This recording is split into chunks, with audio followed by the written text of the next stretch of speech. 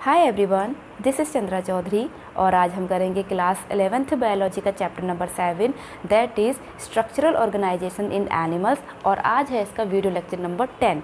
तो आज के इस वीडियो लेक्चर में हम डिस्कस करने वाले हैं नर्वस टिश्यू। ये बहुत ही इंपॉर्टेंट टिश्यू है क्योंकि जितनी भी सारी नर्व इम्पल्स है मीन्स जितना भी हम अपने एक्सटर्नल इन्वायरमेंट को फील कर पा रहे हैं, देख पा रहे हैं, कुछ भी चीज़ सुन पा रहे हैं, सूंघ पा रहे हैं, तो ये सारी की सारी चीज़ें हमें किसके थ्रू मतलब समझ पा रहे हैं, तो just because of nervous tissue, क्योंकि ये एक्सटर्नल इन्वायरमेंट से स्टिमुलाई को रिसीव करता है, ब्रेन तक ले जाता है, फिर ब्रेन से रिस्पॉन्स हमें मिलता है, तब जाके हम बॉडी को रिस्पॉन्स करते हैं। ठीक है, तो पहला पॉइंट यहाँ पर क्या जाएगा, हाईली स्पेशलाइज्ड। क्या आ जाएगा, highly specialised for excitability and conductivity, क्योंकि कंडक्शन का काम कर रहा है, कंडक्टिविटी कंडक्टिविटी का काम करता है और ये एक्साइटेबिलिटी का वर्क करता है। अब इसका ओरिजिन कहाँ से हुआ है, तो इसका ये ओरिजिनेट होती है, ओरिजिनेट फ्रॉम एम्ब्रॉयनिक एक्टोडर्म से इसका ओरिजिन होता है। अब इनमें क्या क्या चीज़ें आती हैं जो मिलकर के नर्वस टिश्यू को मिलकर बनाती हैं, तो दीज आर ब्रेन में प्रेजेंट है, plus spinal cord and nerve cells मिलकर के हमारा नर्वस टिश्यू बनाते हैं। तो अगर मैं क्लासिफाई करूं कि नर्वस टिश्यू में एक्चुअली में क्या क्या चीज़ें, तो एक होते हैं नर्व सेल जिनको हम न्यूरॉन कहते हैं, ये स्ट्रक्चरल और functional unit of nervous system भी इसे कहते हैं। दूसरा है ग्लिया सेल्स। ठीक है, तो इसका हम क्लासिफिकेशन करेंगे। क्लासिफिकेशन के हिसाब से देयर आर नर्व सेल जिन्हें हम न्यूरॉन्स भी कहते हैं, and second one is glia cell. तो मेन जो सेल्स होती हैं वो न्यूरॉन्स है, this is the largest cell in human body भी हम इसे कहते हैं, और ग्लिया सेल इसके साथ एसोसिएटेड होती है। तो सबसे पहली बार न्यूरॉन की अगर मैं बात बताऊं तो ये डिवाइड नहीं होती हैं। ठीक है, नो डिवाइडेशन, यहाँ डिवीज़न यहाँ पे नहीं होता है, डू नॉट डिवाइड। तो डिवाइड कौन सेल करेंगी, ये डिवाइड करती हैं। सो इसमें जो ब्रेन ट्यूमर जो हो जाते हैं, ब्रेन कैंसर जो होता है, just because of glia cell, क्योंकि ये किसकी जो सेल्स होती है वो अनकंट्रोल्ड डिवीज़न करना स्टार्ट कर देती है और इसी की वजह से ब्रेन ट्यूमर होता है, ना कि न्यूरॉन सेल्स की वजह से। पहला पॉइंट आप लोगों को क्लियर होगा। तो चलिए जस्ट सब इसके बाद हम इसका डायग्राम समझ लेते हैं कैसा होता है न्यूरॉन का। तो इसका डायग्राम आपका लाइक दिस,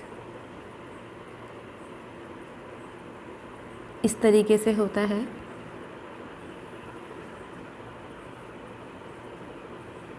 तो दीज आर डेंड्राइट्स जो मैं बना रही हूँ, अभी हम इसकी लेबलिंग भी करेंगे इस तरीके से। ओके, तो जो मैंने ये बनाए हैं these are called dendrite and this is called nucleus, और न्यूक्लियस के चारों तरफ this are called cytoplasm and this whole structure means इतना पार्ट को हम साइटोन बोलते हैं, दिस इज कॉल्ड साइटोन।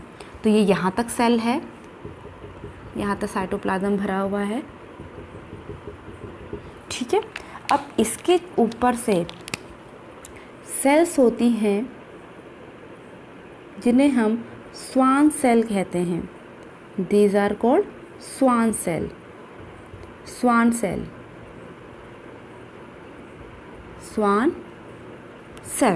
अब इन स्वान सेल ये सीक्रेटरी होती हैं, तो जो माइलिन को सीक्रेट करती हैं, जो इसके ऊपर एक कवर की तरह काम करता है, शीट की तरह, this is myelin sheet.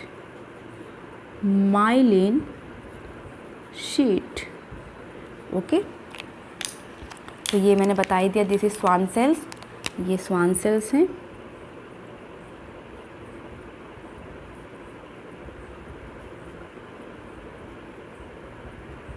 These are swan cell like this। अब इनके बीच में जो नोड और इंटरनोड हैं, तो दिस इज कॉल्ड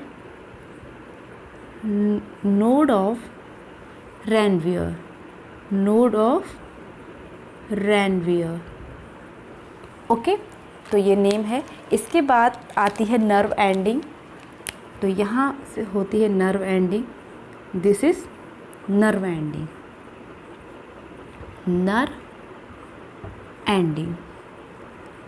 तो बेसिकली होता क्या है कि जो डेंड्राइट्स हैं ये किसी भी स्टिमुलस को रिसीव करने का काम करती हैं, ठीक है। तो जो और वो इलेक्ट्रिक इम्पल्स या फिर हम कह सकते हैं कि जो आपकी नर्व इम्पल्स की तरह वो फिर यहाँ से साइटोप्लाज्म में जाएगी, यहाँ से आपकी एक्सॉन में आएगी। इस होल स्ट्रक्चर को हम एक्सॉन बोलते हैं, ठीक है। एक्सॉन है ये, एक्सॉन में जाएंगी, फिर नर्व एंडिंग में।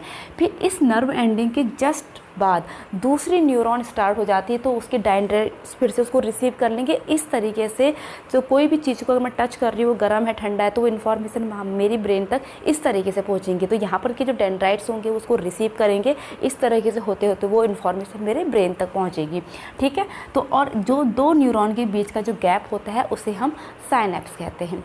क्लियर। तो इसके बाद इसका हम क्लासिफिकेशन करेंगे। सबसे पहले क्लासिफिकेशन 2 टाइप्स का है। पहला है on the basis of structure, on the basis of structure. तो ये आपका 3-4 टाइप का होता है। पहला होता है एपोलर,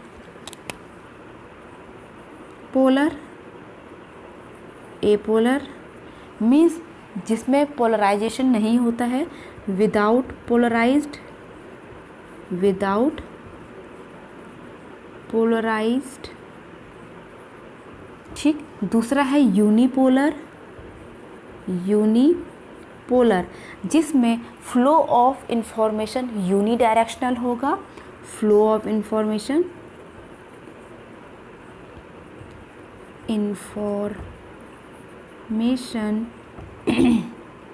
यूनिडायरेक्शनल, बट 1 एक्सॉन प्रेजेंट होगा एंड 1 डेंड्रॉन। बाइपोलर, बाइपोलर इसमें भी सेम पहली वाली line, flow of information unidirectional और 1 axon and 1 dendron at opposite side, at opposite ends, ठीक है। उसके बाद लास्ट में आता है मल्टी पोलर। इसमें क्या होगा, सेम चीज़, फ्लो ऑफ इंफॉर्मेशन यूनिडायरेक्शनल। तो इसमें 1 एक्सॉन होता है, 1 axon and many dendron, many dendron. तो ये जो क्लासिफिकेशन है that means apolar, unipolar, bipolar and multipolar. तो this is the classification of nervous tissue on the basis of structure. अब दूसरा क्लासिफिकेशन है, इसको हम फिर बाद में करेंगे, on the basis of, the basis of function। तो these are sensory, motor और interneuron। तो these are sensory, दूसरा है motor और थर्ड है interneuron। तो देखिए सेंसरी क्या है, मोटर क्या है एंड इंटरन्यूरॉन को। सेंसरी न्यूरॉन, जैसे कि मैंने कहा, सपोज मेरे पास एक गर्म पानी का ग्लास है, मैं उसको टच कर रही हूँ। यहाँ पर हमारे रिसेप्टर प्रेजेंट होते हैं जो रिसीव करते हैं इंफॉर्मेशन को और वो लेकर के जाते हैं ब्रेन तक। तो जो इंफॉर्मेशन को कलेक्ट करके ब्रेन तक पहुँचाने का काम करते हैं उन्हें हम कहते हैं सेंसरी। और मोटर क्या होते हैं, जो इन्फॉर्मेशन हमारी ब्रेन से आती है मसल्स में एक्शन के लिए, ठीक है, कि ये बहुत गर्म है, अपना हाथ हटा लीजिए, तो मसल्स में आती है जिससे ये कॉन्ट्रैक्शन होता है तो ये हाथ ऊपर को उठ जाता है, तो this is called motor neuron.